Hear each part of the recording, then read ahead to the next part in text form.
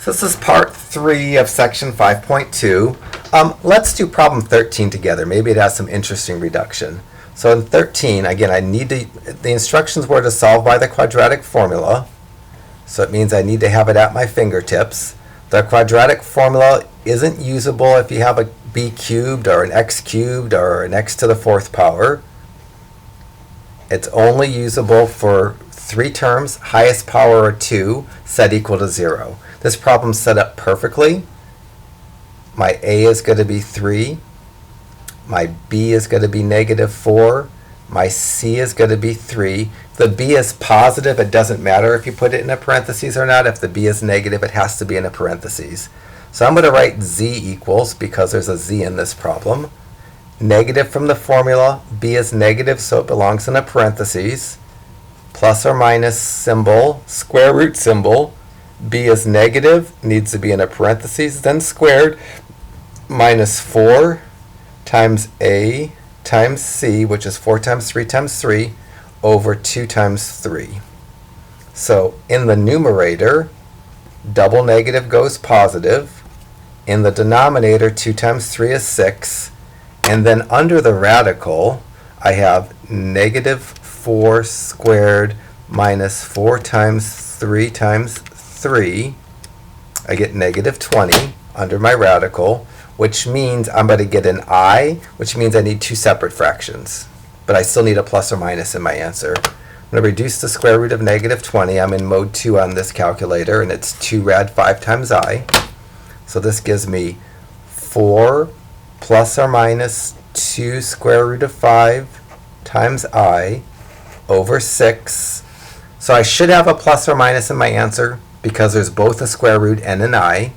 I should have 2 fractions because there's an I. The 2 fractions are 4 over 6 plus or minus 2 square root of 5 times I over 6. And now I'm going to reduce these. This by 2, those by 2. The first fraction by 2, I get 2 over 3. And then plus or minus. The second fraction, that 2 reduces to 1. I don't need to write it. The 6 in the bottom reduces to 3, and I drag the I off to the right. I can enter this on my calculator without the plus or minus sign. I could do like fraction 4 plus square root of -20 over 6 to show you that this reduction with the plus or minus sign is the best reduction. Let's do 15 together just to get rid of some of your homework. So in 15, the a is 9. The b is negative, so it needs to be in a parentheses. The c is 2, doesn't matter. I'm going to write y equals fraction. Negative sign from the formula. B is negative, so it needs to go in a parentheses. Plus or minus sign and square root symbol from a formula. For the b squared, because the b is negative, it needs to go in a parentheses. Minus 4 times a, which is 9, times c, which is 2. Over 2 times a, which is 2 times 9. In the numerator, the double negative goes positive. In the denominator, the 2 times 9 is 18. Now under the radical, -12 squared minus 4 times 9 times 2. The underside of the radical comes out to be 72. That's not going to have an I, so my best answer is going to have big fraction. I'm going to reduce the square root of 72 and get 6 rad 2. So this gives me 12 plus or minus 6 square root of 2 over 18. Should have a big fraction in my answer as opposed to making 2 small fractions. I make small fractions when there's an I. I leave a big fraction when there's an odd and I. And if all 3 of those numbers are divisible by the same number, I divide them by that number. And all those can be divided by 6. So I'm going to divide these all by 6. The first 12, when I divide it by 6, I get 2. The 6, when I divide it by 6, I get 1, so I don't need to write it. The 18 divided by 6, I get 3. I claim that's the best answer. Let me enter this on my calculator real quickly. I'll do fraction 12 plus square root of 72 over 18. And that looks a lot like what I have written, except I've got the plus or minus sign, which my calculator can't do. So up through 15, The problems were set up for the quadratic formula, meaning 3 terms equal to 0, highest power is a squared.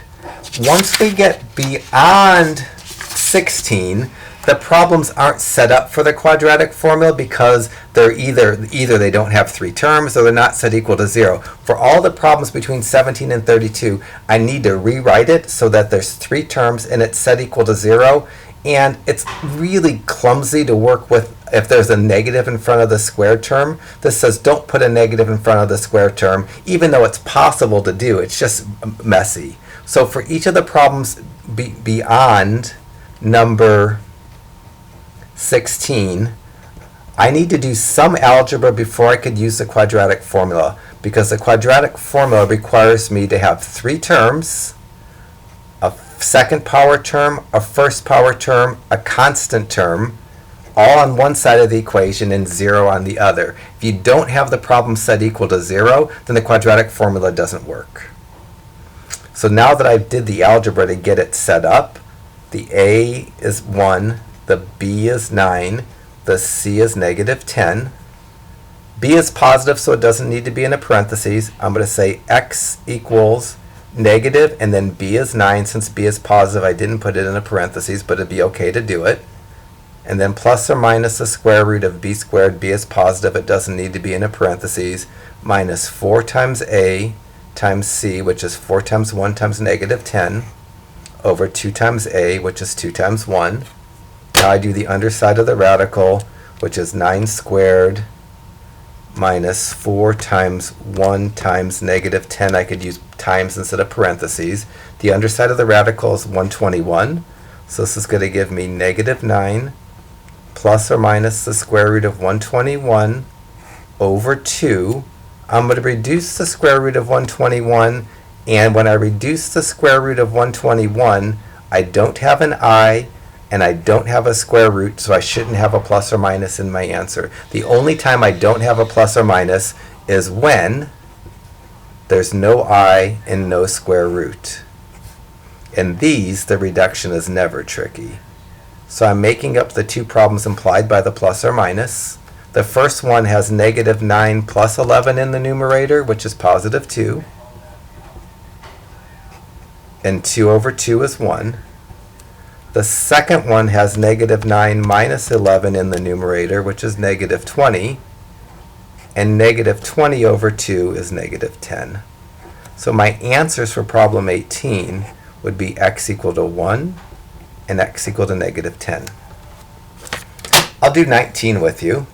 On 19, I can't use the quadratic formula the way the problem's written because the quadratic formula needs the problem to be set equal to 0.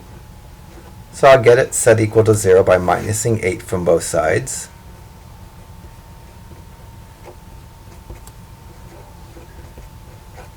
Now my A is going to be 2. My B is positive 5. It doesn't need to be in a parentheses. My C is negative 8. Running shy on room, so I'm going to show my work up here. I'm going to write T equals negative from the formula. B is positive, so it doesn't need to be in a parentheses. Negative, and then 5. Then plus or minus B squared. B is positive. It doesn't need to be in a parentheses.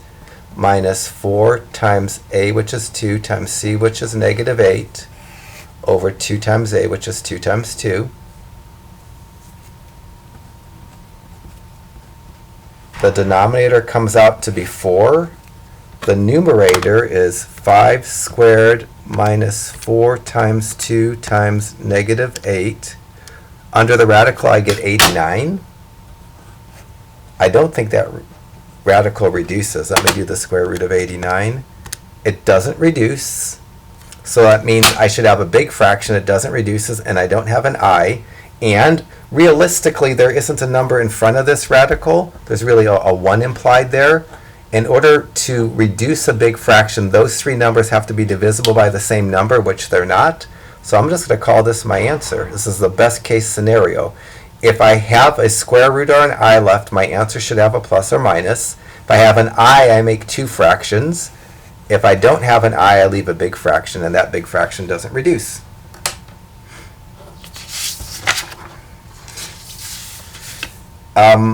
21 and 22 are kinds of twins. They're not set equal to 0. And I need to get 21 and 22 set equal to 0. I'm going to add 5y and minus 4 from both sides to get it equal to 0, because the opposite of positive 4 is negative 4. The opposite of negative 5y is positive 5y. So on the left side, I wrote minus 4 and plus 5y. On the right side, I wrote plus 5y and minus 4 because I want my order to be nice. So now I have it set equal to 0, 3 terms, and there's a squared. I can use a quadratic formula. My a is going to be 1. B is positive, so it doesn't need to be in a parentheses. It's a positive 5. My c is negative 4. I'm going to write y equals fraction negative and then b, which is 5, no parentheses because it's positive, plus or minus the square root of b squared, 5 squared, no parentheses because it's positive, minus 4 times a, which is 1, times c, which is negative 4, all over 2a, which is 2 times 1. This gives me negative 5 in the numerator preceding the plus or minus sign, 2 in the denominator, and then under the radical I get 5 squared minus 4 times 1 times negative 4. Under the radical I get 41. I don't think that's a reducible radical. That's the best case scenario. I love it when the radicals don't reduce because there's no extra work to do. So the numerator doesn't reduce. It doesn't have an I, so I don't need 2 separate fractions. I need the plus or minus because I still have the square root left. And this 2 in the denominator doesn't go into the 5 and there's no number in front of the radical. That fraction's not going to reduce at all. If I just entered this on my calculator, if I did negative 5 plus the square root of 41 over 2, my calculator knows whether it should be reduced or not, and that clearly doesn't reduce. Let's do 23 together. 23, first of all, is written in a funky order. I shouldn't have the squared term written second. I'm going to rewrite the left-hand side with the 4y squared first and the 3y second. That's still not good enough to use the quadratic formula. The quadratic formula needs the terms in order. The squared term first, the first power term second, the constant third, and equal to 0. This is not equal to 0, so I'm going to minus 2 from both sides and get 4y squared plus 3y minus 2 equals to 0. Now it's ready for the quadratic formula. The a is going to be 4, the b is going to be 3, the c is going to be negative 2, b is positive so it doesn't need to be in a parentheses. I'm going to go y equals negative b, which is going to be negative 3, plus or minus the square root of 3 squared minus 4 times a, which is 4, times c, which is negative 2, over 2a, which is 2 times 4. At some point I need to do under the radical 3 squared minus 4 times negative 2. Under the radical I get 41 again. Wow, what's the chances of that? Wow, that's shocked me. 9 and, yeah, it is. So this is going to be negative 3 plus or minus the square root of 41, which we know doesn't reduce, over 8. And once we have a square root without an I, you just get one fraction. If I entered the fraction negative 3 plus the square root of 41 over 8, my calculator knows that that doesn't reduce. So I'm just going to leave it just like that. The next few problems have parentheses, and those are absolutely worthless when I'm using the quadratic formula, so I need to destroy the parentheses. If I'm doing problem 26, it's not set equal to 0. I don't have 3 terms. This is absolutely no good for the quadratic formula. I'm going to clear the parentheses by going x times x times minus 4, minus 3 times x, minus 3 times minus 4.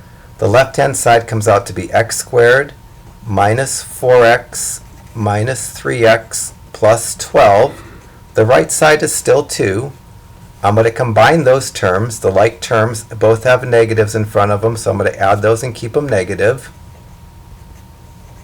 Still not ready for the quadratic formula because it's not set equal to 0. The quadratic formula needs 3 terms, only works for powers of 2, doesn't work for powers of 4, which we'll find out later. Now that I have this set up, I'm going to make my a equal to 1, b is negative, so it needs to be in a parentheses, c equal to 10, and let me just do it here. So I'm going to go x equals negative, and then b is negative, so it needs to be in a parentheses, plus or minus square root b squared, b is negative, so it needs to be in a parentheses, minus 4 times a, which is 1, times c, which is 10, over 2a, which is 2 times 1. Under my radical, I get negative 7 in parentheses squared, minus 4 times 1 times 10. I can do the times without parentheses. So double negative in the numerator is 7. Underside of the radical is 9. Denominator is 2. Square root of 9 is 3. So I'm going to need to make up the separate problems, one with the plus, one with the minus. That's the only time I don't have a plus or minus, is when there isn't an I and there isn't a square root. So my two problems implied are 7 plus 3 over 2, which is 10 over 2, which is going to be 5, and 7 minus 3 over 2, which is going to be 4 over 2, which is going to be 2. My answer to problem 26 is going to be 5 and 2. Running low on time, I don't want to do a part 4. Let's do 27 together. Just in case it's not readable, I get 2x times x minus 1 equals 40. I'm going to clear the parentheses. Quadratic formulas don't work when there's parentheses. So on the left-hand side, I'll do 2x times x, 2x times minus 1. This will give me 2x squared minus 2x equals to 40. Quadratic formula doesn't work unless it's set equal to 0. So I'm going to set it equal to 0 and get 2x squared minus 2x minus 40 equals to 0. Ready for the quadratic formula. My a is 2, my b is negative 2, my c is negative 40. I'll do the work up here because I don't have so much room. I'm going to go x equals negative from the formula, b is in a parentheses when it's negative, plus or minus b squared, b is in a parentheses when it's negative, minus 4 times a times c, which is 4 times 2 times minus 40, all over 2a, which is 2 times 2. Double negative in the numerator turns positive. The 2 times 2 in the denominator is 4. And under the radical, I have negative 2 squared minus 4 times 2 times negative 40. Under the radical, I get 324. It's not an I, but I think I'm going to have a square root left. Let me reduce the square root of 324. Oh, it reduces to 18. Wow. Because it reduces perfectly and there's no square root left, I need to make up the separate problems, one with the plus, one with the minus. Those separate problems are 2 plus 18 over 4 and 2 minus 18 over 4. The 2 plus 18 over 4 is 20 over 4, and that's 5.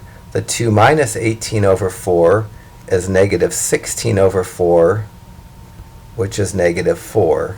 So the answers to problem 27 are x equals 5 and minus 4. There's a couple problems left. I don't think I have a time to do one completely without the video running out. I'll start 29 for you and you can finish it for homework. So for 29, it's not set up to, it doesn't have 3 terms, it's not set equal to 0. To get started on 29, you need to make it so that there's 3 terms and it's set equal to 0. I need to clear the parentheses, that's on the left-hand side. Quadratic formula doesn't solve with parentheses. To clear the parentheses, I go 3x times x, which is 3x squared, 3x times 1, which is plus 3x. I still have the minus 5x. I still have the equal to 4. I'm going to combine those like terms on the left-hand side by subtracting 3 minus 5 and getting negative 2 and leaving the x. Then I'm going to subtract the 4 and get it equal to 0. I needed to do all this work to get it so that there's 3 terms and it's set equal to 0. And then I can pull off the quadratic formula. And let me write an answer down for you real quickly.